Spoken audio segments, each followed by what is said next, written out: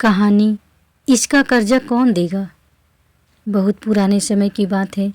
एक गांव में एक भले आदमी गंगाराम का देहांत हो गया था।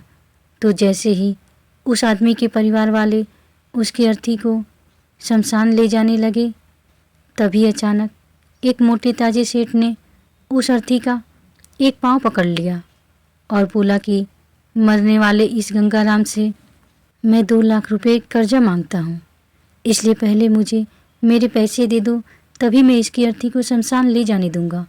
अब तमाम लोग तमाशा देख रहे थे। तभी उनके 3 बेटों ने कहा कि हम तुम्हारा कर्जा नहीं देंगे। पिताजी का कर्जा पिताजी जाने, और वैसे भी अब वो तो इस दुनिया में हैं ही नहीं। अगर तुम्हें इनकी अर्थी ले जानी है तो ले जाओ। ये सुनकर पूरा गांव गंगाराम के तीनों बेटों पर थू थू कर रहा था। अब गंगाराम के तीनों बेटे उस कर्जे को देने से पीछे हट गए। तभी गंगाराम के भाइयों ने भी कह दिया कि जब बेटे कर्जा नहीं दे सकते तो हम क्यों किसी का कर्जा भरें। अब गंगाराम की अर्थी को वहाँ रुके हुए बहुत देर हो गई थी। तभी ये बात गंगाराम की इकलौती बेटी तक पहुँच गई। वो भी भागी भागी अपने पिताजी की अर्थी तक पहुँची। तभी उसने देखा कि उसके पिता की अर्थी का एक पाँव किसी बड़े सेठ ने पकड़ रखा था। ये देखते ही उसने आंखों में आंसू लिए अपना सारा जेवर और जितने भी पैसे उसके पास थे वो उसे दे दिए, और फिर उस सेठ के आगे हाथ जोड़ते हुए ये कहा कि सेठ, अगर ये सब जेवर बेचकर भी आपका कर्जा पूरा ना हो पाए तो मैं खुद आपका सारा कर्जा चुकाऊंगी, मगर इस समय मेरे पिताजी की अंतिम यात्रा को मत रोको। तभी उस सेठ ने गंगाराम की अर्थी का पाँव किसी और को पकड़ाकर उसकी बेटी के पास आकर बोला कि मुझे माफ़ कर दो बेटी, दरअसल बात ये है कि मुझे गंगाराम से 2 लाख लेने नहीं बल्कि देने हैं।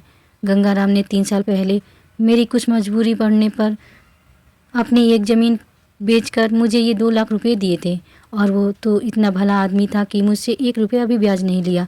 और आज जब मैं गंगाराम के रुपए लौटाने आया हूँ तो मुझे खबर मिली कि उनका तो देहांत हो गया। इसलिए मैं बड़ी ही सोच में पड़ गया कि अब ये रुपये किसको दूँ।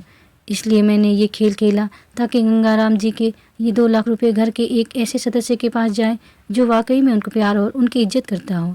और बेटी, आज तुमने ये भी साबित कर दिया कि अपने माँ बाप को एक बेटे से बहुत ज़्यादा एक बेटी ही प्यार करती है।